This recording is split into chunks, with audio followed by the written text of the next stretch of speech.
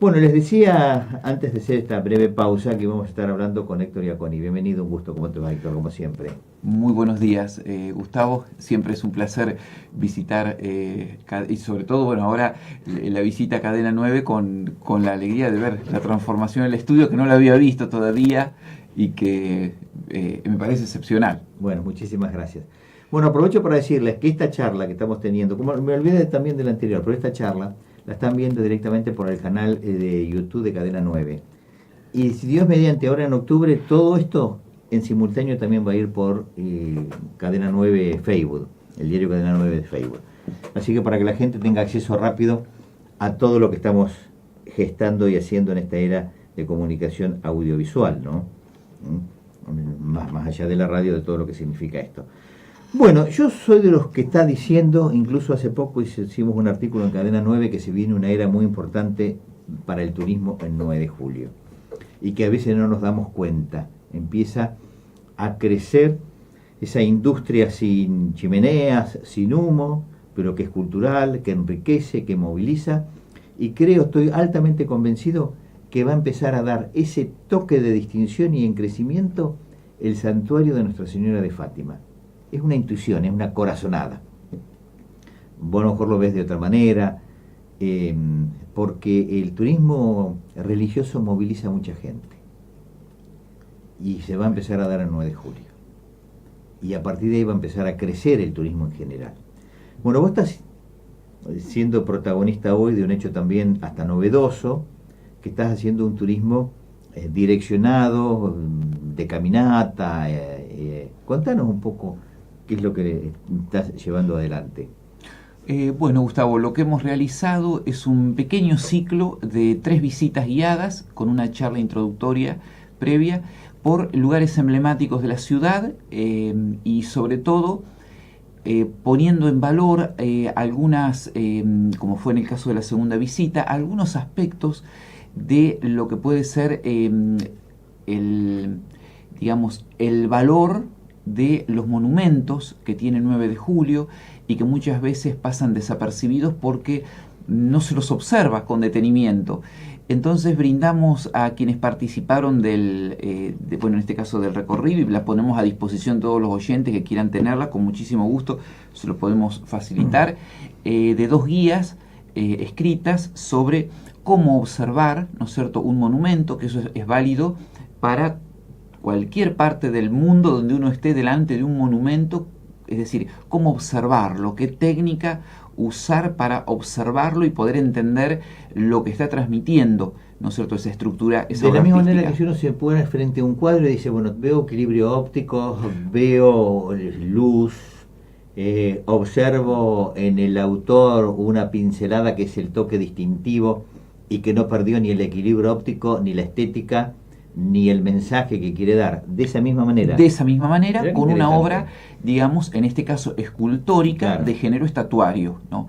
Como son, por ejemplo, los bustos y monumentos que tienen su clasificación respectiva, ¿no es cierto? Es decir, alto, bajo o medio relieve, busto de bulto completo, es decir, aquel que nosotros observamos desde todos los planos, ¿no?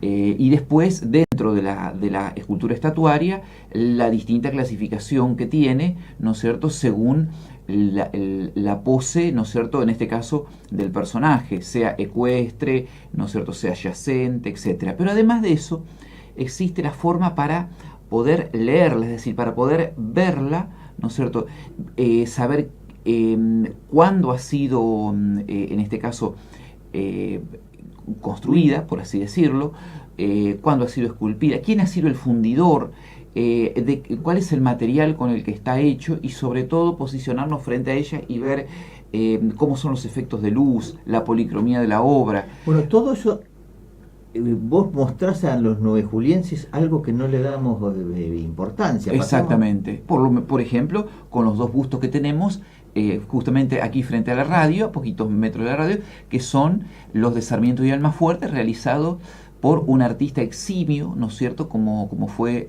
Chierico, ¿no es cierto?, Mario Chierico, y que por cierto son 2 bustos que han sido elaborados y luego los moldes fueron destruidos.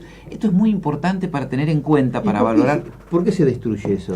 Eso es un principio ético del escultor, que no todos los escultores lo tienen. Por ejemplo, si nosotros observamos el busto a San Martín de Patrici, que está en el parque y que también hay uno exactamente igual, una réplica en la municipalidad, estaba en el salón de sesiones del Consejo Deliberante, y cuando a raíz de las reformas que se realizaron hace unos años, una obra edilicia de mejoramiento del salón de sesiones, que despertó cierta polémica en su momento, creo que fue alrededor de 2010, más o menos, tal vez un poquito antes, se bajó porque el Consejo Deliberante, como muchos recordarán, sesionaba en el Salón de las Américas. Entonces el busto quedó en el Salón de las Américas. Ese busto de San Martín, que es exactamente igual al que está en el parque de Patrici, ese en realidad es un busto en serie, ¿no es cierto? Incluso el escultor lo numeró, ¿no es cierto? Es decir, le colocó una numeración lateral que ya lamentablemente por el maltrato que se dio en la restauración del parque no se puede ver, ni siquiera la firma del escultor, pues es otra cuestión. Pero por lo menos en la documentación se resguarda el número y la firma. Efectivamente, bueno, y también en el que está en la municipalidad. Ese todavía conserva, se puede ver el número y la firma de los dos escultores, de Patrici, el escultor principal, y de su asistente, quien le asistió para realizar toda la serie, porque son muchos. En ese caso, bustos del general San Martín, como el que tenemos en el parque, hay en otros lugares, incluso fuera del país, ¿no es cierto? Hay uno hasta en Inglaterra, porque esos, durante la celebración del centenario del fallecimiento del Libertador en 1950, se mandaron a hacer en gran cantidad, ¿no? ¿Cuál es la diferencia en este caso? Cuando, en lugar de conservar los moldes, ¿no es cierto?, el escultor lo destruye, para que no exista a posteriori ninguna otra réplica, claro, como está ocurriendo con las obras de un escultor que por una cuestión no vamos a mencionar, ¿no es cierto?, para evitar ninguna complicación, cuyos familiares actualmente están haciendo reproducciones, el escultor muerto hace varios años, Rosarino, y están haciendo reproducciones de las obras de él, tanto medallas que él hizo acuñar en su momento, algunas de ellas acuñadas en los años, mejor dicho, grabadas en los años de 1950, década de 1940, y que hoy se las puede comprar por Mercado Libre porque sus familiares han encontrado esta beta. Le han encontrado la beta. Como no se destruyeron los moldes, los están replicando. Eso es una falta ética muy grave por dos motivos. Primero, porque circulan en el mercado piezas que no son originales, claro, ¿no es cierto? Porque si bien han sido confeccionadas con el mismo molde, no son piezas originales. Es distinto el caso de una medalla de San Benito que... No, pero además es de otro factor muy importante, sí, ¿no? Desde el punto de vista ético, además de esta réplica, también una falta de respeto al autor, por ser precisamente un hecho tan particular, el trabajo artesanal, el escultor, que tiene toda una impronta. Efectivamente. Es diferente, Gustavo, si se vende directamente el busto del autor. Eso es distinto, porque el busto del autor, que puede estar en manos particulares, se puede vender, se puede comercializar en cualquier época. Claro. Pero diferente es usar el molde que un autor fallecido ha legado y replicar las obras, ¿no? Es decir, no es ilícito, hay que aclararlo, porque los familiares... La falta ética no significa que esté... Efectivamente, pero es una falta ética a un principio. En este caso, nosotros 9 de julio tenemos bustos que fueron confeccionados y que después Mario Chérico no los replicó en otras circunstancias, porque si observamos bustos de Sarmiento realizados por Chérico, que no son muchos, porque él después, en una etapa de su trayectoria, Mario Chérico era hijo de Santiago Chérico, también un escultor de mucho renombre en la época, y él realizó otra imaginería sobre Sarmiento y no utiliza ni siquiera la misma perspectiva en la confección, en este caso, o el grabado o la confección de la pieza escultórica.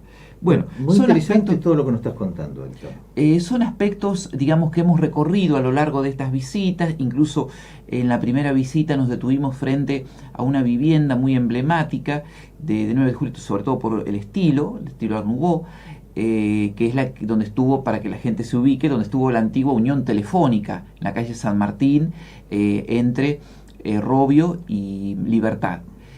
Así que dimos a conocer aspectos de la Ahí hay historia. Un negocio de inmobiliaria rural hoy, efectivamente, efectivamente, en ese lugar. Sí, yo también lo miro mucho ese edificio porque es emblemático. Es un edificio emblemático. Y hay que resaltar, me parece, hoy en ese edificio, limpiarlo y resaltar toda la estructura que tiene. Efectivamente, y conserva la pureza de elementos que constituyen tanto su arquitectura como otros aspectos edilicios originales. Incluso también, que es interesante observarlo, se conserva, es la única vivienda de la época que lo conserva, porque la de Robbio fue demolida hace poquito tiempo y se perdió. Esa casa fue, digamos, se le incorporó directamente apenas fue construida, ¿no es cierto? Fue concluida en 1910, se la comenzó en 1909, un timbre eléctrico, ¿no? Por eso que no tiene llamador, a diferencia de otras viviendas que se le fueron adecuando luego el timbre eléctrico. Esta fue construida desde cero, ¿no es cierto? Y se le incorporó timbre eléctrico. Mirá qué interesante. Y el pulsador, ¿no es cierto? Ya si bien no se conserva, pero sin embargo se conserva el marco donde estaba ubicado el pulsador original. El primer timbre eléctrico que había tenido 9 de julio era el de la casa de Robbio, de 1900. El timbre había sido colocado en 1906 por Eugenio Richter, un electricista, Eugenio Richter padre del electricista, que también se llamaba Eugenio, que muchos recordarán todavía porque tenía vecino al Teatro Rossini la Casa de Electricidad.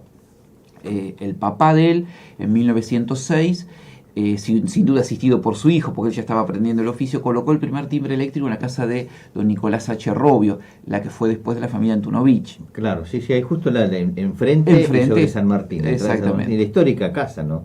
Exacto. La histórica esquina que identificaba en un momento 9 de julio, que después se había deteriorado. Y yo invito a los radioescuchas que se acerquen a observarla, porque es una vivienda que conserva la pureza del Art Nouveau, pero sobre todo porque tiene mayor impronta de estilo Jugendstil, que es la analogía, ¿no es cierto?, del Art Nouveau en Alemania. Hay siempre un gran debate, ¿no es cierto?, entre cuáles son las diferencias entre uno y otro. En la herrería en este caso de la casa de Nicolás, yo voy a decir la casa de Nicolás Gallo, porque en realidad esa casa perteneció originalmente a la familia Gallo Llorente. Por eso de ahí viene la denominación. Muchos la ubican como la Unión Telefónica, pero en realidad fue una casa de familia con toda una historia muy rica, porque en esa casa fue la primera en la que se practicaron, se utilizó el aparato de Roentgen para realizar placas radiográficas. Las primeras placas radiográficas realizadas el 9 de julio se realizaron en esa casa. En ese edificio. Antes de que se instale el aparato de radiología del hospital, que se instaló poquito tiempo después, y el segundo en manos particulares fue el de Pedro San Martín, el médico. Pero en este caso las primeras fueron en ese lugar. Y además tiene todo un entramado familiar muy interesante, porque esa casa, esa vivienda, le había pertenecido, bueno, como dije, a Nicolás Gallo y a su esposa, que era de apellido Llorente.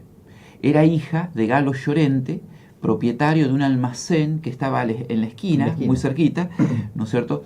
Galo y Saturnino Llorente eran hermanos, de hecho hay una localidad, un paraje, 9 de julio, que lleva todavía el nombre de él. Sí.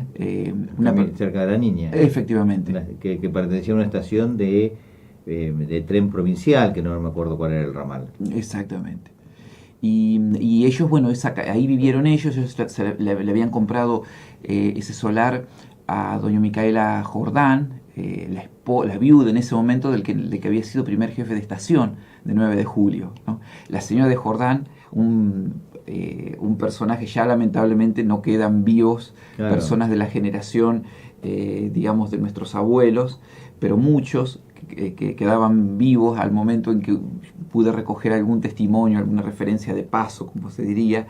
Decían que era un personaje muy interesante para analizarlo. Algo así como fue décadas después la famosa partera, la obstetra, entre comillas, Cortona Gambier.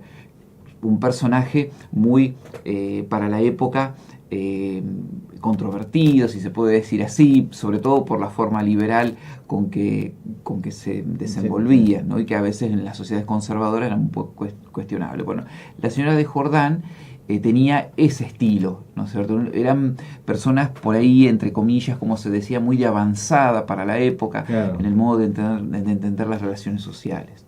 Mirá qué interesante todo lo que está. Bueno, todo esto vos lo has plasmado en una guía y ayudás a que descubramos a este 9 de julio oculto, en definitiva, ¿no? Exactamente, para muchos. Exactamente. Y le comento algo que lo estuvimos viendo también en una visita. La placa más antigua de las que están en el radio céntrico del 9 de julio está oculta. Mirá, es decir, la estuvimos viendo, la tuvimos que tratar de ver porque hay que ponerse bien contra la línea de la pared del edificio para verla, porque quedó tapada detrás de una marquesina. ¿Qué ocurrió? En el año 1900... ¿Y en qué calle está esto?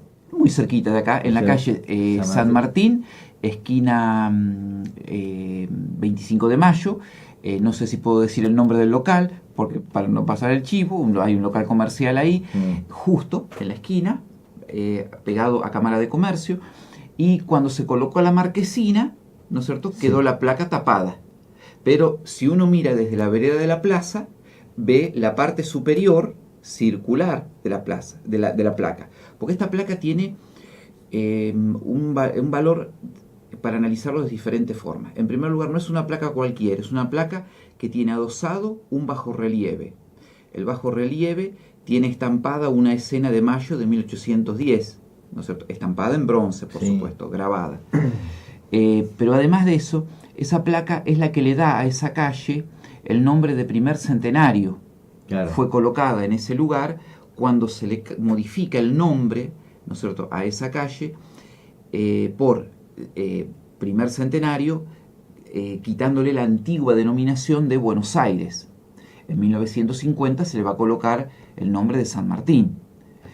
Entonces, esa placa tiene ese doble valor. Por un lado, lo que significa la placa como bien cultural y bien artístico, ¿no? Y por otro lado, lo que significa... el mojón histórico. Como mojón histórico, efectivamente. Claro. Bueno, está escondida, porque quedó escondida detrás de la marquesina, pero se la puede ver y por ahí hacemos desde acá un llamado a alguna persona del área técnica municipal para que vaya y la baje un poquito. Es decir, no es muy complejo el trabajo porque afortunadamente, digamos, queda en la marquesina un espacio para poder trabajar. Sería cuestión de bajarla en su momento. En su momento, esa placa fue restaurada durante la gestión municipal de Blanco, de Blanco, que lamentablemente se procedió a adorar esas placas, que se entendió que era una forma de resaltarla, que en realidad se les quitó a alguna de ellas el patinado original, oscuro, original, que conserva esa placa. Era un trabajo de escultor y de resaltarlo. Tiene su motivo el patinarlo de color oscuro, ¿no es cierto? Estas, bueno, se las doró, la mayoría se les dio otro tinte. Bueno, esa placa se había recuperado en los años 90, pero bueno, al colocar la marquesina, quedó tapada, ¿no?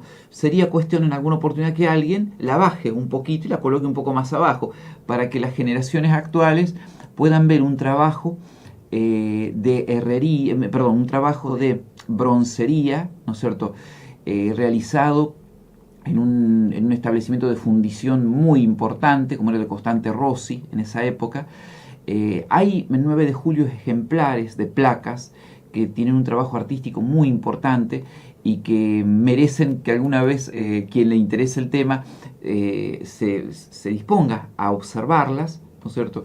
Repito, ponemos a disposición de quien le interese una copia de esta guía, ¿no es cierto?, está elaborada en base a referencias técnicas que se manejan en escultura, para poder, digamos, admirarlas, porque son trabajos artísticos muy, muy interesante. Que enriquecen. Estás escuchando hoy en Despertate a Héctor Iaconis, que nos lleva adelante, bueno, una tarea desde el periodismo, también lleva adelante temas de alta investigación, y está mostrando un 9 de julio como culto a través de edificios, de placas, de esculturas y demás. Mira, yo el otro día caminé por Plaza Italia y fui mirando el reconocimiento que hay al gobierno de Italia en su momento, el reconocimiento que hay a bomberos y sobre todo este reconocimiento a la República de Italia, por eso se llama Plaza Italia. Dije, esto habría que como destacarlo mucho más, porque yo vengo pensando desde hace tiempo en que se viene un 1 de julio turístico y vos estás fomentando a través de esto una modalidad hacia el turismo. Nosotros desde Despertate hace tiempo que venimos diciendo que aquellos edificios que son característicos de la historia de la ciudad, hoy empezar a poner una referencia histórica. Yo el otro día caminaba por calle Florida en Buenos Aires y el edificio de la Sociedad Rural Argentina, ahí en Florida, entre Corrientes y Lavalle, me paré porque vi un edificio altamente significativo. Me había olvidado que estaba el edificio de la Sociedad Rural. Me paré a mirarlo. Esa casa había pertenecido a un hombre de la Revolución de Mayo, la hizo construir él. Viene de la época de Rodríguez Peña. Interesantísimo. El otro día contaba que en Corriente 348 hay un referente histórico y también es parte de un circuito turístico. Exacto. Entonces, y siempre está el mito que nunca existió el 348. Sí. Sin embargo, hoy está como referente histórico, se ha ingeniado la municipalidad para hacer eso. Y voy descubriendo, Buenos Aires no te permite en la vorágine del andar, salvo que uno se predisponga exclusivamente a ello, me paro a veces a mirar algunos edificios y voy descubriendo estas cosas y que tienen una referencia histórica. No hace mucho descubrí que ahí estaba funcionando una dependencia de la agencia Tela, la casa que había pertenecido a Bernardino Rivadavia. Interesantísimo detrás de eso todo lo que ha dejado esa vivienda, y máxime cuando uno empieza a recordar a Bernardino Rivadavia y lo puede hasta visualizar en aquellos años y lo que ha significado en la historia argentina y de las controversias incluso en su proceder. Y yo creo que hoy 9 de julio poder hacer un mojón histórico, referencia en la Portal del Parque y recordar a la familia Bengoa con cómo construyó todo eso, que no estaba toda la técnica y los elementos para el hierro forjado y trabajar la herrería artística de la forma que se puede hacer hoy.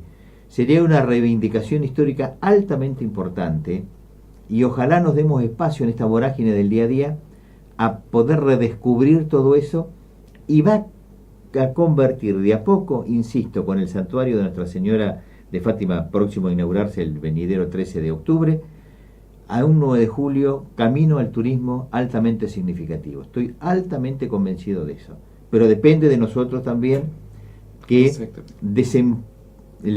desempolvemos eso, como lo estás haciendo vos hoy con todo este relato que nos estás enriqueciendo en esta mañana, y conjuntamente con ello poder visualizar a un 9 de julio distinto, que nos va a sorprender primero a los habitantes de la ciudad, y segundo a los visitantes, pero que a su vez a ese visitante le vamos a poder empezar a contar esas historias de estos relatos de los investigadores como tu caso, y de esos hitos o mojones que se vayan colocando precisamente en cada edificio. Acá funcionó lo que vendría a ser hoy la primera municipalidad en este edificio. Sí. Pero yo no quiero dar un paso para contar ese hecho y poner un mojón si esto no nace de un proceso que lo hagamos absolutamente entre todos, para que guarde una armonía, un estilo, y entonces que sea exactamente un hecho aislado de un vecino inquieto, sino por el contrario, que surja de una voluntad y una decisión en una proyección a mostrar a 1 de julio desde otro ángulo. Estoy totalmente convencido de eso. Por eso insisto que se viene un turismo, una ciudad hacia el turismo. hay un ejemplo interesante de señalética que está a poquitos metros de acá, en la plaza. Ya lo hizo Roberto Castro hace unos años efectivamente. Atrás, y yo todos los días me paro a mirarlo. Efectivamente, es un ejemplo, pero magnífico. Hay uno exactamente igual en la municipalidad, y muchas personas pueden conocer aspectos de la historia de la plaza leyendo esa señalización. Y eso es lo que hay que empezar a hacer. Y que además está ilustrada. La persona no necesita, en esa primera vista, sobre todo alguien que no sea de 9 de julio, que no tiene por ahí acceso a fotografías antiguas y demás, en ese panel de señalética hay hasta fotografías, digamos, originales de la plaza en su constitución antigua, es decir, incluso también de la rotonda que estuvo en el centro de la plaza. Efectivamente. Algo que se podría replicar, siguiendo la iniciativa que usted comenta, Gustavo, se podría replicar en muchos lugares. Yo estoy altamente convencido, y no es costoso, es ingenio, es creatividad y los estudios, como el caso tuyo, ¿no? Así que yo aliento desde este Despertate hoy con mucha fuerza para que impulsemos un hecho de estas características. Nos va a venir bien como vecinos, nos va a unir mucho más, porque salimos de compra y nos vamos a encontrar en algún momento dos vecinos leyendo exactamente lo mismo, y a partir de ahí como disparador de socialización, ¿no? Efectivamente. Y sería algo maravilloso encontrar a dos personas o tres leyendo. Efectivamente. Así como a veces nos convocamos por una caminata por el Alzheimer, como el sábado pasado, nos podemos convocar espontáneamente para hechos de estas características. Exactamente. Y sería altamente enriquecedor. Héctor, yo quiero agradecerte este gesto. Bueno, vos tenés que venir ya a las 7 de la mañana a compartir con nosotros el programa, nos vas mechando directamente, pues tenés mucho para contarnos, es como un imposible, pero te vamos a seguir convocando para que nos ilustres y además aprendamos todos cosas de 9 de julio. Gustavo, si me permite, hacemos la invitación para mañana. Bien. A todos aquellos que deseen participar, la última de las visitas guiadas del ciclo, en la cual, bueno, partimos desde la biblioteca. Se va a hacer en ómnibus, siempre y cuando no llueva, aclaramos, se suspende por lluvia. Mañana no está previsto, Bueno, entonces vamos a poder realizar la visita. Poco sol, pero un día agradable. La visita va a comprender un recorrido con el ingreso a 2 edificios de los que vamos a recorrer. Vamos a ingresar al museo, donde nos va a estar esperando el director, quien va a ofrecer una visita guiada por el interior del edificio del museo. En realidad la visita va a comprender la estación del Ferrocarril del Oeste, hoy Ferrocarril Sarmiento. De ahí nos trasladamos al predio donde se encuentra el museo. Vamos a ser recibidos en el museo, vamos a contar aspectos de la historia de esa manzana, del edificio, de los edificios que se encuentran en esa manzana, de la Escuela Técnica, y la historia de esa manzana, donde estuvo originalmente la Plaza Italia. Plaza de la Cruz primero y luego Plaza Italia.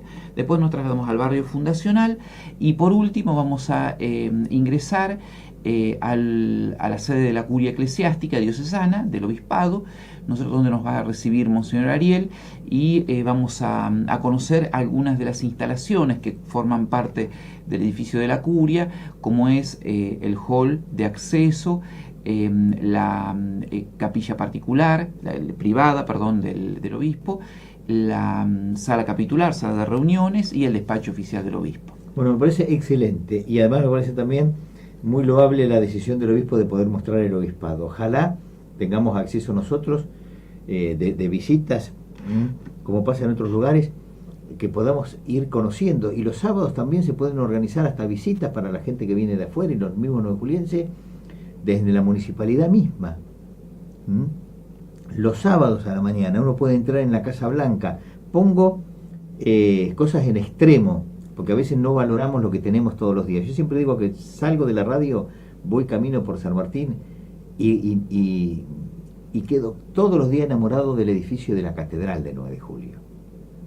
Trato de descubrir algo nuevo.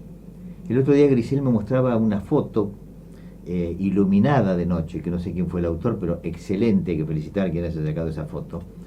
Nosotros tenemos algunas, pero no con la calidad, y que es un ensueño además, y que atrae, y a veces no nos damos cuenta, cuando se resaltan los vitrós, la estética del edificio propiamente dicho, lo que significa la cruz, lo tenemos a mano. Efectivamente. y no le damos importancia. ¿Por qué? Porque lo tenemos a mano. Es como a veces el vecino, Héctor es mi vecino, y resulta que nos olvidamos de rescatar lo que nos está brindando hoy desde Despertate, pero que además es el aporte que está haciendo la comunidad, que yo también quiero resaltar eso. Y conjuntamente con ello, que hoy podamos visitar el obispado, que siempre parecía como un edificio cerrado a la comunidad, y de pronto tener un edificio de la comunidad y con puertas abiertas, es altamente significativo. Y estas son las cosas que nosotros tenemos que empezar a rescatar despacito, los fines de semana, el día sábado, la gente está más tranquila, distendida, hay gente que viene de visita, y poder tener una visita en la municipalidad, más allá que nos parezca que es el edificio de servicios y que tenemos acceso de lunes a viernes, pero mostrarlo desde el otro enfoque, desde el patio interno, las esculturas, lo que significa, cómo se fue construyendo. Exacto. También es otro edificio hermosísimo el de la municipalidad. Sin duda, con todavía elementos interesantes en el interior. Por eso mismo. Entonces tenemos que empezar a rescatar eso.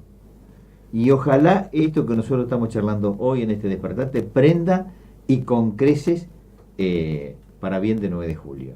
Y para bien del fomento turístico, que me parece que es un punto importante a que se instale, ¿no? y que se proyecte. Así que bueno, quiero agradecerte y vamos a seguir charlando de todos estos temas porque tengo un montón de preguntas para hacerte. Pero bueno, el tiempo en radio es así. Efectivo. Héctor, muchísimas gracias por esto. Y lo mejor, mañana a partir de qué hora empieza esta... A partir de 15-30 horas Bien. Salimos de la puerta de la biblioteca José Ingeniero. Bien, ¿y tiempo aproximado de todo el recorrido se ha hecho? 2 horas. 2 horas. 2 horas. Bien, para que la gente también organice su tiempo y sepa que entre 3:30 de la tarde y 5:30 de la tarde se puede nutrir y enriquecer gratamente partiendo desde la biblioteca. Fíjate vos, de a partir de los 80 años de la biblioteca, el vuelco que tiene hoy la biblioteca en la comunidad. Exactamente. Es notable y... Altamente notable. Nosotros lo reiteramos a diario prácticamente, para que la gente no ponga en saco roto aquellas cosas que la da por hechas. Y nada hay que dar por hecho en este momento. Porque hay esfuerzo, hay trabajo, hay movilizaciones, hay inquietudes que procuran que nos enriquezcamos entre nosotros mismos y con gente de la misma ciudad inquieta en que otros puedan cultivarse y aprender. Y con una gran apertura. Con una gran apertura y fundamentalmente esto, un reconocimiento a aquel que proyecta y hace algo para bien del resto de la comunidad.